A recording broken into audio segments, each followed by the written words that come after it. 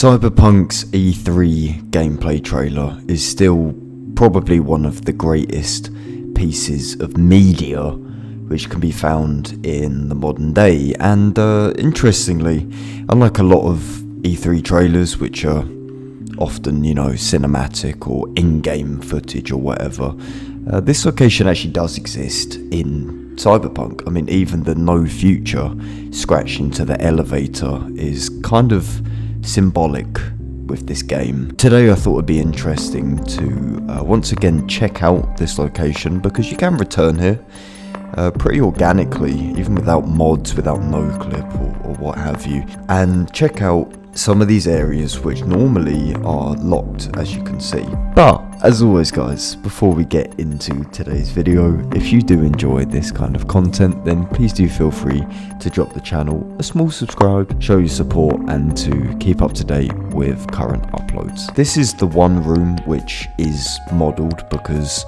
in the mission or the E3 trailer, it's pretty much the same. A random woman comes out of her apartment to check what's going on, and I'll actually show this now because you only very briefly encounter this. It's incredibly detailed inside, or at least the entrances, pretty good detail, but then sort of off to the left side, which you can't usually see, does start to lack a lot of the fine details which are present here. A lot of props. You have this whole area of fighting, the only destructible part of Cyberpunk, which is this wall here, I believe. And yeah, you get the picture. This place is incredibly detailed, and I absolutely fucking admire the effort which went into this for obvious reasons. But look, even this door, which is locked, actually aligns with another door, so it's kind of like two apartments in one. And even this, the whole story that these people are essentially kidnapping random people in order to steal their cyberware. This is what the man looks like on the other side. Can't really make it out. Here he is, and down below, just kind of a bloke, kind of a normal guy. Looks a bit like Andrew Tate or Pitbull. But yeah, look, it's eerie, real eerie, and I feel like you never really saw a lot of this in the rest of the game.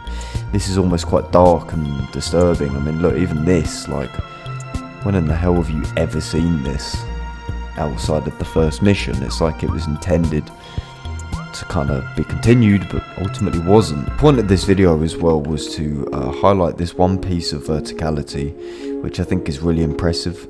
Towards the end, and you come out right about here, trauma team pull up, they land over here, and they come out and they collect the target and whatever. And this is probably the greatest example of Cyberpunk's verticality, where there's a lot of advertisements, there's a load of neon lights, there's a load of crazy fucking props happening, and you get a scale, you get a real sense of being small, of being kind of insignificant. And this is what it looks like from afar. And what I find particularly funny is that you look at how packed full of detail this area is, and you're like, oh shit. But then even if you just fly around the corner, look at the detail, it just dips, it just completely disappears.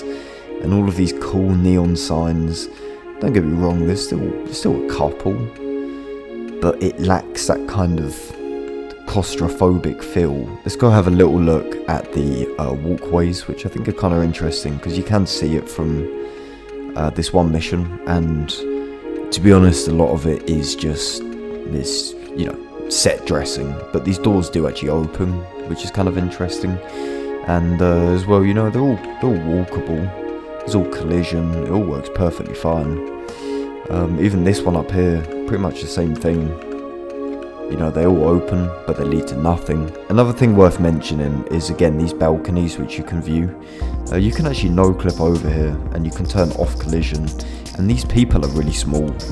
Look how fucking small this guy is. Hello. Fucking terrifying. He looks so happy as well. Why are you so happy? Brother, your whole house is miniature. Little Sylvanian family looking ass. And also to the left you have some kind of like homeless camp. This is where all the degenerates of Night City come to live, and This place is all pretty fucking finished, like real good modelling, perfectly working collision. It's densely packed with props, which again, you can all kind of bump into them. It's not really an issue. It's just themed so goddamn well, but there's such a contrast from when you go from the regular free roam parts of the city, which look good, you know, but fairly organised, fairly tidy. And then you get to the E3 area and a scripted sequence and it looks crazy. Like the amount of signage is genuinely incredible. So yeah, that pretty much sums it up. This is the E3 area in Cyberpunk 2077. I think it's really cool. Again, like, fuck, it looks so good. It's not fair. Cheers for watching, guys. If you enjoyed, please do feel free to leave a like on the video. And as always, I'll catch you lot in a bit.